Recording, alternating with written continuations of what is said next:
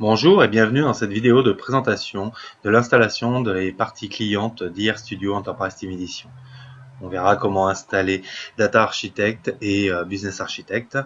Pour commencer, on va décrire la solution au global, son architecture, et on verra quels sont les prérequis, comment récupérer le programme d'installation, comment paramétrer les licences, et ensuite on testera qu'on peut effectivement se connecter sur la partie serveur. Et je vous montrerai quelques liens utiles. La solution va se découper en plusieurs briques. Donc dans IR Studio, on va retrouver la partie cliente IR Studio Data Architect, qui va servir à faire tout ce qui va être modélisation, base de données et système décisionnel. Business Architect pour tout ce qui va être BPMN, donc modélisation des processus métiers. Software Architect pour la partie UML. Un référentiel pour pouvoir faire des check-in, check-out, pouvoir faire du contrôle de source, en fait, gestion de source, avec Data Architect, Business Architect directement en gérant les droits des utilisateurs, des groupes, etc. MetaWizard pour pouvoir importer et exporter vers des centaines de sources de données différentes. Team Server Core, un serveur web qui va permettre de partager tout simplement via un navigateur les différents diagrammes, les différents objets, entités, etc. qu'on aura mis dans son référentiel directement, donc accessible via un navigateur depuis tous les postes. L'architecture va se décomposer en différentes briques. Si vous avez déjà vu la partie serveur, ça va bien évidemment être redondant. J'avais déjà expliqué ça donc dans une autre vidéo. Donc côté serveur, on va retrouver le référentiel. Donc pour, comme je disais, travailler à plusieurs pour pouvoir partager ses sources, ses diagrammes directement, pouvoir modifier les objets de façon à travailler à plusieurs, donc et puis automatiquement fusionner les différentes modifications qui auraient été effectuées par les différents utilisateurs, des choses comme celle-ci. Directement, donc nos clients vont aller se connecter sur ce référentiel-là pour pouvoir donc, publier leurs modifications ou récupérer celles des collègues. Ce référentiel, lui, va communiquer avec une base de données qu'on aura configurée. Donc, je vous invite à regarder la vidéo sur la partie clé serveur pour voir comment on configure tout ça. Et donc, comme je le disais, Team Server Core avec le serveur web qui va lui-même communiquer avec la base de données pour pouvoir tout simplement partager les informations. Et donc accéder, lui, via les navigateurs. Aujourd'hui, on va simplement s'intéresser donc à l'installation de Data Architect et de Business Architect. Et donc, on va tout simplement passer à l'installation. Donc, pour ça, on va regarder au départ quels sont les prérequis. Donc, on va retrouver différents prérequis, que ce soit donc pour Data Architect ou pour Business Architect. Donc, pour la partie Data Architect, on va avoir besoin d'espace disque, d'une certaine mémoire, d'un système, d'un OS, un système d'exploitation. Et ça sont donc les plateformes qui vont être supportées directement par Data Architect. Pour Business Architect, pareil, une page web avec les spécifications techniques de la place nécessaire. Et si on regarde sur ces pages-là, que ce soit sur l'overview, pareil, donc qui explique à quoi sert le produit, on va avoir sur la droite un bouton Start for Free pour les deux, d'accord, que ce soit Data Architect ou Business Architect. Si je clique sur l'un de ces boutons, là je vais avoir un formulaire, je vais remplir mon formulaire et à partir de là je vais pouvoir télécharger.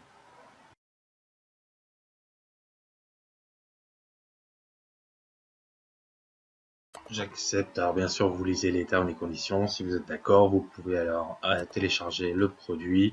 Là, vous, si vous souhaitez être averti des opérations commerciales, des nouveaux produits, etc., vous pouvez cocher la case. Vous devez cocher la case d'ailleurs pour pouvoir lancer votre évaluation.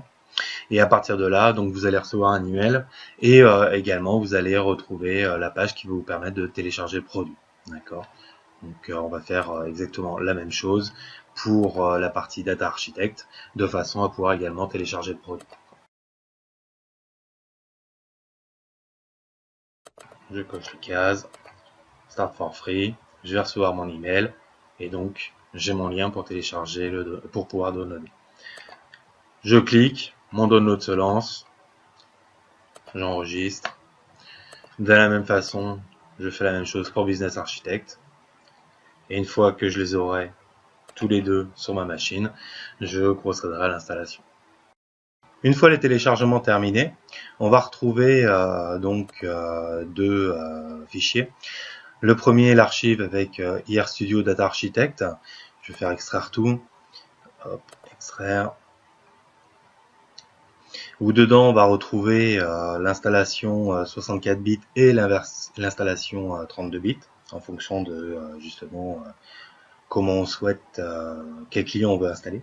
D'accord. Donc on va installer l'un des deux. Ça dépendra des clients que vous avez d'un point de vue base de données. Ça va dépendre aussi bien évidemment au départ de votre OS. Donc si vous avez un OS 64 bits, vu que la mémoire est mieux gérée au niveau de la taille pour les applications, je vous conseillerais d'utiliser cette version-là. Après ça va dépendre, comme je disais, des drivers, des choses comme celle-ci. Donc je vais tout simplement, maintenant une fois que je l'ai extrait, lancer tout simplement l'installation. On lit encore une fois donc les termes et conditions au niveau de la licence. Si on est d'accord, on les coche. À partir de là, on pourra faire l'installation. Une case à cocher pour renvoyer des données de façon anonyme, mais pour lorsqu'il va y avoir des crashs, des choses comme celle-ci, si on a de façon à ce qu'ils soient remontés pour pouvoir être corrigés. Dans les options, on va retrouver l'emplacement où on veut spécifier son fichier, où on veut installer son IR Studio Data Architect. Si on veut ou pas créer une icône sur le bureau, je fais OK. Et là, je lance tout simplement l'installation. Donc, bien évidemment, il vous faut des droits d'administration sur votre poste pour pouvoir procéder à cette installation.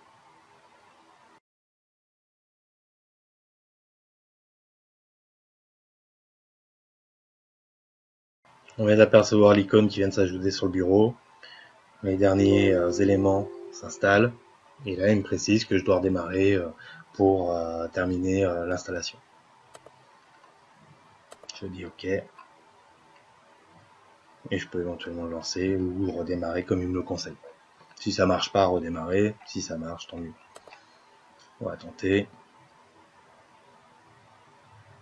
Et donc, j'ai l'assistant qui va me demander directement mon numéro de série que j'ai dû recevoir donc par mail.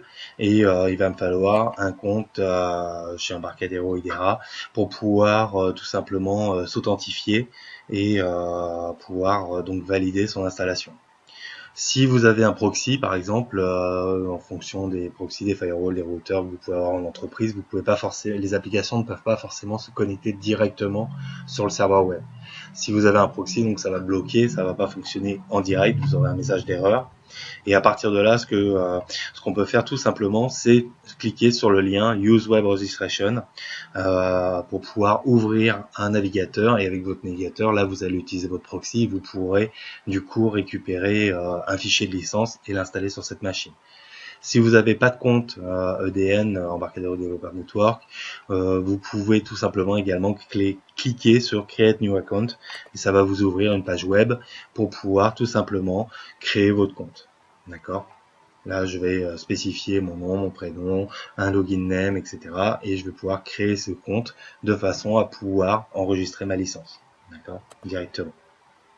Et donc, comme je disais, si j'ai pas un accès direct, il me génère l'URL.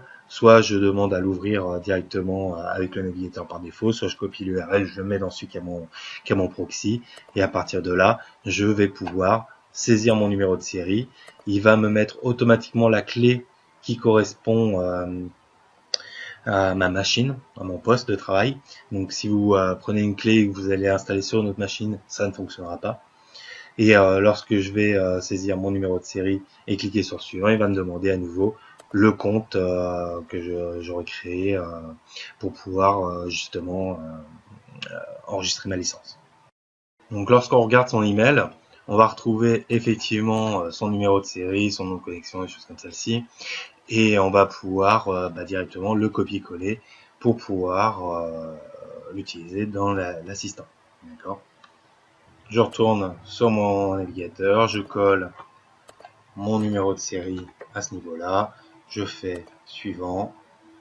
Le numéro de série qu'on avait reçu par email est lié à notre compte, donc il ne nous demande pas notre identifiant. Et il nous affiche donc le numéro de série et surtout il nous donne la possibilité de le télécharger ou de se l'envoyer par email. Donc avec donc le numéro de série qui réapparaît là, la clé qui est liée donc au poste à la machine. Et donc là je fais enregistrer et je le sauvegarde tout simplement sur mon disque dur. D'accord, c'est le 5828. Okay. enregistré. Je retourne dans mon assistant. Cette fois-ci, je ne vais pas donc saisir mon numéro de série parce que là, on imitait, on est d'accord que je n'avais pas un proxy qui allait me bloquer. Donc, je suis passé par l'interface web et tout simplement, en lançant via l'interface avancée, je vais pouvoir aller chercher tout simplement mon fichier. 5828, c'était celui-ci, je fais ouvrir et on voit qu'effectivement, il m'importe ma licence et il va me dire que c'est effectivement un data architect qui peut aller se connecter. D'accord ? Directement.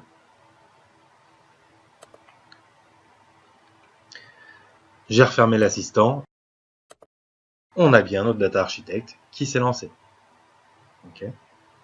Maintenant, on va juste tout simplement aller se connecter sur une base, essayer de faire du reverse et voir si ça fonctionne. Pour effectuer un reverse, il suffit simplement d'aller cliquer sur le bouton pour créer un nouveau diagramme. Soit on part de rien et on va aller tout simplement modéliser son diagramme, soit on peut faire un reverse à partir d'une base de données existante. Dans le cas présent, je vais me connecter en natif sur du MS SQL, sur une base de données, celle où il y a également mon référentiel, donc à présent, si vous avez vu la vidéo sur la partie serveur. Je spécifie mes identifiants, la source donc sur laquelle je vais me connecter, je fais Next, et automatiquement là mon IR Studio Data Architect va se connecter et va me permettre de spécifier les types d'objets que je vais vouloir récupérer par exemple. D'accord, procédure, stock, les utilisateurs, etc. Je fais Next, automatiquement il m'a rempli mes listes avec les objets qu'il a trouvés, les différentes vues s'il y en avait. Donc en fonction des onglets qu'on a choisis, on va avoir les informations qui vont être récupérées. Je peux spécifier différentes options pour faire mon reverse. Pareil, ce n'est pas le but, c'est juste de tester si tout fonctionne bien. Et effectivement, j'ai pu me connecter à une base de données, faire du reverse. Donc mon IR Studio Data Architect est bien connecté. Maintenant, on va voir ensuite comment le faire fonctionner avec le référentiel et tout simplement pouvoir publier, récupérer un modèle depuis ce référentiel. Donc pour se connecter au référentiel et à TeamServer, tout simplement je vais aller dans le menu référentiel, je vais aller cliquer sur les options et je vais aller spécifier le nom de la machine. Donc le nom de la machine, on l'a vu dans la partie serveur, c'était donc celui-ci. Je vais spécifier où il va aller mettre mes données lorsqu'il va les récupérer en local pour que je puisse travailler dessus, les différentes options que je peux souhaiter. Je vais avoir également comment je veux qu'il me fasse mes checkout, donc pour pouvoir travailler sur un objet, différentes options. Et pour Team Server, pareil, je vais aller spécifier l'URL tout simplement. Là, j'ai spécifié le nom de la machine. On a vu dans la vidéo sur la partie serveur qu'on pouvait spécifier les ports, par exemple pour le référentiel, etc. Il suffit simplement d'aller après dans les propriétés, et là je peux aller éditer les ports de mon référentiel. D'accord, tout simplement. Je referme et là je vais aller m'authentifier. Là je saisis simplement mon identifiant et mon mot de passe. D'accord. Ou je peux utiliser mon compte Windows si on est plugué avec un Active Directory et LDAP au niveau du serveur. Je fais OK. Et là, automatiquement, il va aller récupérer mes droits, en général, puis les différents projets sur lesquels je peux avoir accès. Et à partir de là, je pourrais donc du coup travailler dessus. Pour les différentes étapes qui passent. Là, moi, je préfère les garder pour pouvoir justement expliquer systématiquement ce qui est en train de se passer, comprendre ce qui se passe également. Et si ce dialogue vous ennuie, vous pouvez tout simplement cocher la case pour plus le voir. Je fais OK, et si je regarde en haut, je constate effectivement que je suis bien connecté en tant que William sur mon référentiel. D'accord ? Je peux me déconnecter à tout moment. Je peux aller gérer les droits à ce niveau-là. Et sinon, maintenant, ce que je peux faire également, tout simplement, c'est depuis mon référentiel, aller récupérer un diagramme depuis mon référentiel.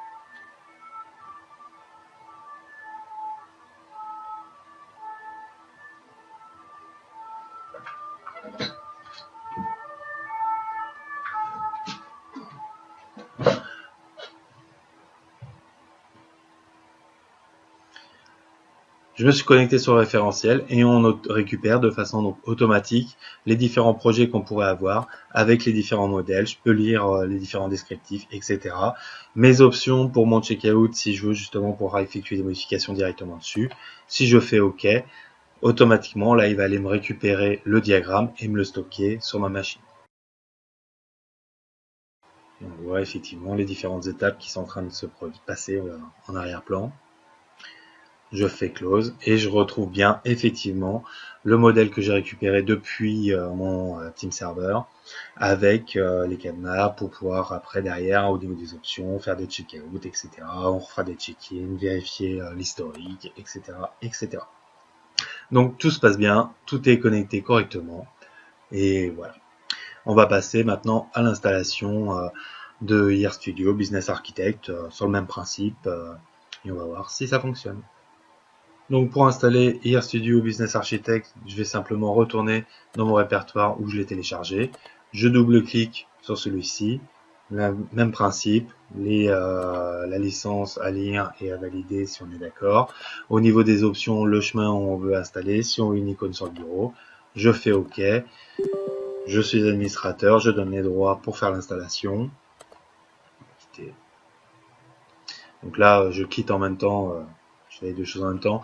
IR Studio Data Architect, je suis en train de le refermer. Il me propose de sauvegarder le modèle qu'on a créé ensemble en faisant un reverse. J'en ai pas besoin. Les éventuelles modifications également. Là, je vais sauvegarder du projet que j'ai récupéré depuis le référentiel. Pendant ce temps, l'installation s'est passée. L'icône est apparue sur le bureau de la même façon. Je lance le produit. Et de la même façon, il va me demander une licence. Le produit s'est lancé, la licence m'est demandée. Il suffit simplement que je la colle. Et pareil, alors soit pareil, j'ai mon proxy, etc. Je vais pouvoir passer par le lien habituel. Et j'ai pas encore de compte, je vais pouvoir me créer un compte. J'ai oublié mon mot de passe, j'ai également un lien. Et là, on va simplement saisir son numéro de série et faire une connexion lorsqu'on n'a pas de problème de proxy particulièrement. Donc, je colle mon numéro de série, je spécifie mon compte EDN avec bien évidemment son mot de passe. Je clique sur le bouton Register. Et si on a une connexion directe, automatiquement la licence s'est enregistrée. Là, il a terminé et il me propose tout simplement de créer un nouveau workspace. Donc, c'est un produit qui est basé sur Eclipse. Donc, pour un projet, je vais simplement créer un nouveau projet, je vais créer un nouveau workspace. Je peux en ouvrir un existant, etc. Il y a des projets exemples également. Et je peux, par exemple, aller me connecter sur mon référentiel de façon tout simplement à aller récupérer ce workspace. Donc, je spécifie simplement le nom de la machine, le port, si on l'a changé, on peut le spécifier à ce niveau-là, et avec quel utilisateur je vais aller me connecter. D'accord ? Et on peut sauvegarder pour qu'il se rappelle l'utilisateur, pourquoi pas. Je fais OK, et automatiquement, là, il va aller essayer de se connecter à mon référentiel, d'en récupérer le projet, donc un workspace concrètement. Il voit qu'effectivement, j'en ai déjà 2 qui sont publiés au sein de mon référentiel, une pizzeria sur laquelle on va voir tout simplement comment créer des pizzas, etc. Donc c'est vraiment du processus métier. Okay. Et j'en ai une sur tout ce qui est RGDP. Je fais OK. Et automatiquement, on voit que j'ai récupéré mon projet. Voilà. Je récupère bien mon projet, je suis directement, donc j'ai pu me connecter sans problème sur mon référentiel et mon IR Studio Business Architect fonctionne correctement. Quelques liens utiles. La documentation donc disponible depuis Internet. Bien évidemment, lorsque vous installez les produits, vous avez la documentation qui est directement intégrée à partir du menu aide. Et sinon, les informations concernant Data Architect, concernant également Business Architect, directement disponibles. Bien sûr, n'hésitez pas à nous contacter et merci beaucoup d'avoir regardé cette vidéo et n'hésitez pas à consulter les autres également disponibles. À très bientôt. Merci. Au revoir.